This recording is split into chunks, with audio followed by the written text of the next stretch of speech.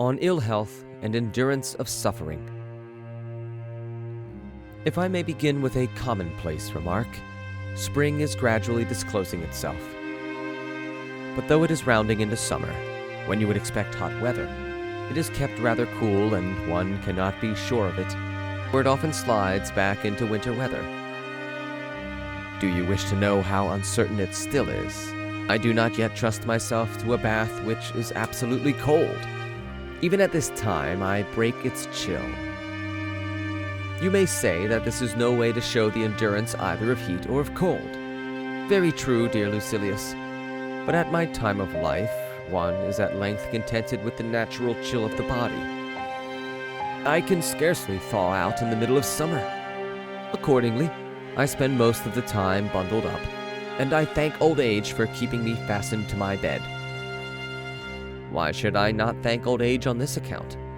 That which I ought not to wish to do, I lack the ability to do. Most of my converse is with books. Whenever your letters arrive, I imagine that I am with you, and I have the feeling that I am about to speak my answer instead of writing it. Therefore, let us together investigate the nature of this problem of yours, just as if we were conversing with one another. You ask me whether every good is desirable. You say, if it is a good to be brave under torture, to go to the stake with a stout heart, to endure illness with resignation, it follows that these things are desirable. But I do not see that any of them is worth praying for. At any rate, I have as yet known of no man who has paid a vow by reason of having been cut to pieces by the rod, or twisted out of shape by the gout, or made taller by the rack. You must distinguish between these cases. You will then comprehend that there is something in them that is to be desired. I should prefer to be free from torture, but if the time comes when it must be endured, I shall desire that I may conduct myself therein with bravery, honor, and courage. Of course, I prefer that war should not occur, but if war does occur, I shall desire that I may nobly endure the wounds, the starvation, and all the exigency of war brings. Nor am I so mad as to crave illness.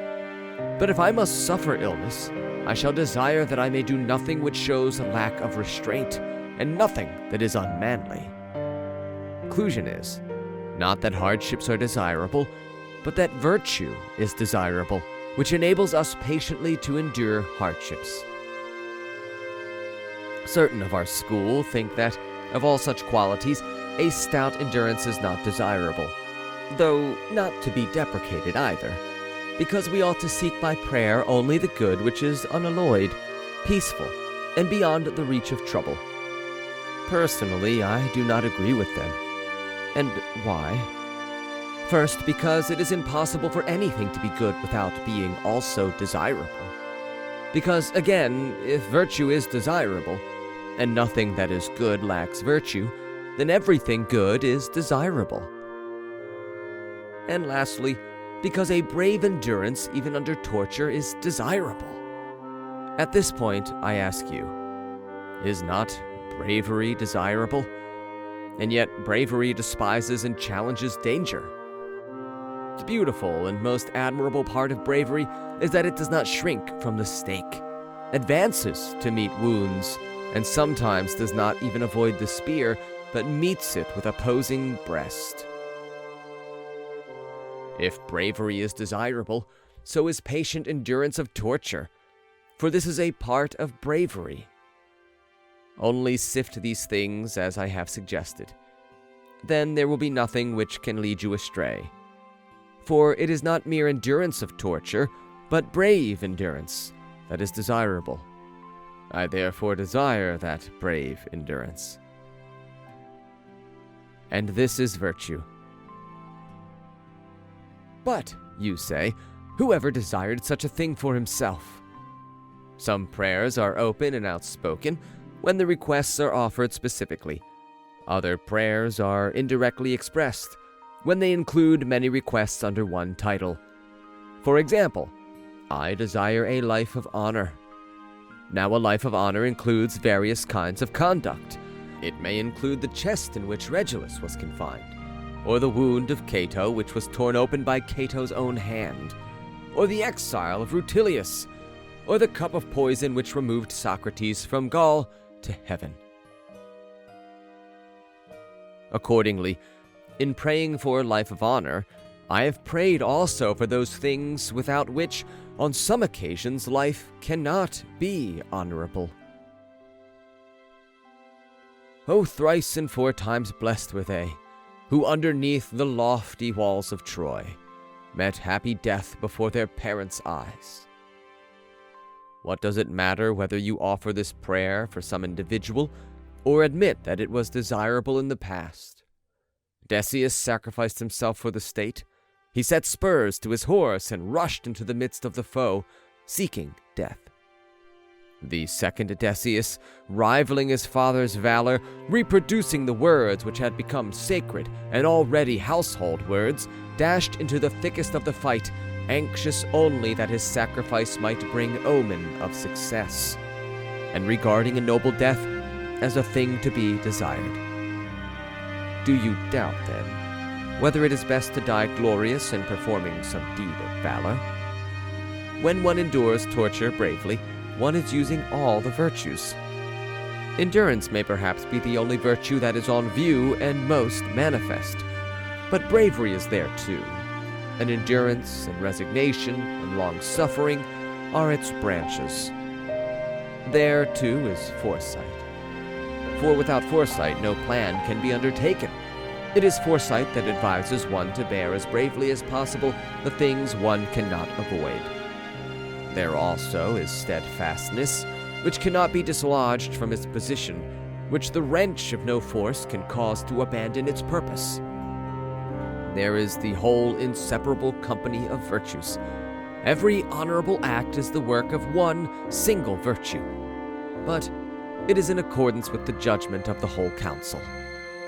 And that which is approved by all the virtues, even though it seems to be the work of one alone, is desirable. What? Do you think that those things only are desirable which come to us amid pleasure and ease, and which we bedeck our doors to welcome? There are certain goods whose features are forbidding. There are certain prayers which are offered by a throng, not of men who rejoice, but of men who bow down reverently and worship. Was it not in this fashion, think you, that Regulus prayed that he might reach Carthage? Clothe yourself with the hero's courage, and withdraw for a little space from the opinions of the common man. Form a proper conception of the image of virtue, a thing of exceeding beauty and grandeur. This image is not to be worshipped by us with incense or garlands, but with sweat and blood. Behold Marcus Cato, laying upon that hallowed breast his unspotted hands, and tearing apart the wounds, which had not gone deep enough to kill him. Which, pray, shall you say to him, I hope all will be as you wish, and I am grieved, or shall it be good fortune in your undertaking? In this connection, I think of our friend Demetrius, who calls an easy existence, untroubled by the attacks of fortune, a dead sea. If you have nothing to stir you up and rouse you to action, nothing which will test your resolution by its threats and hostilities, if you recline in unshaken comfort, it is not tranquility, it is merely a flat calm. The Stoic, Attalus, was wont to say, I should prefer that fortune keep me in her camp rather than in the lap of luxury. I am tortured, but bear it bravely. All is well. If I die, but die bravely, it is also well. Listen to Epicurus. He will tell you that it is actually pleasant. I myself shall never apply an effeminate word to an act so honorable and austere. If I go to the stake, I shall go unbeaten. Why should I not regard this as desirable? Not because the fire burns me, but because it does not overcome me. Nothing is more excellent or more beautiful than virtue. Whatever we do in obedience to her orders, is both good and desirable. Farewell. End of letter 67, recording by John Van Stam, Savannah, Georgia.